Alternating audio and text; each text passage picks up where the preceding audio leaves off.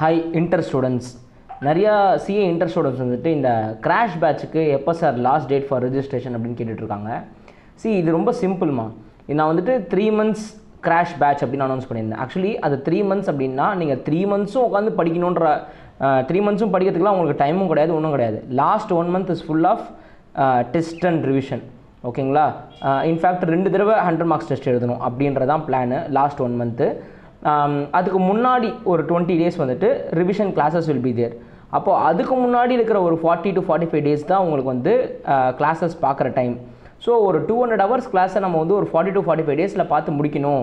Minimum வந்து 200 hours நம்ம class பார்க்கணும். ஸோ அப்போ அதை பார்த்து 40 to 45 days பார்த்து முடிச்சுட்டு அதுக்கப்புறம் திருப்பி வந்துட்டு நம்ம வந்து ஜூம் மீட்டில் திருப்பி ரிவிஷன் எடுத்துகிட்டு திருப்பி ஒரு 1 month அட்லீஸ்ட் ஒரு 20 days வந்து 25 days வந்து நம்ம டெஸ்ட் எழுதி பார்க்கணும். அப்படின்னா நமக்கு வந்து என்றைக்கு ஜாயின் பண்ணால் கரெக்டாக இருக்கும்னு நீங்களே யோசிங்களேன். இப்படியே யோசிச்சுட்டே இப்போ நம்ம ஜூலை 26, 27, 28 அப்படி கடந்து போயிட்டே இருந்தோம்னா இப்போ ஆகஸ்ட் 5ஆம் தேதியோ 10ஆம் தேதியோ நீங்கள் வந்தீங்கன்னா கூட பிரச்சனை என்னென்னா உங்களால் முடிக்க முடியாது. அப்புறம் you will not do justice for your life or whatever the money you pay or whatever it is. So இதனால் நீங்கள் வந்துட்டு எப்போ லாஸ்ட் டேட் அப்படின்னு கேட்குறத நிறுத்திட்டு எவ்வளோ சீக்கிரம் படிக்க முடியுமோ படிக்க ஆரம்பிங்க ஜாயின் பண்ணி. ஸோ இதுக்கு நான் ஆல்ரெடி இன்னொரு வீடியோ போட்டிருப்பேன். அன்றைக்கி யாரெல்லாம் ஜூம் மீட்டிங்க்கு வரலையோ எனக்கு வாட்ஸ்அப் பண்ணி அதை கேட்டுக்குங்க, அதோட சம்மரி அப்படின்னு சொல்லி போட்டிருப்பேன். வாட்ஸ்அப் நம்பர் டிஸ்கிரிப்ஷனில் இருக்கும்.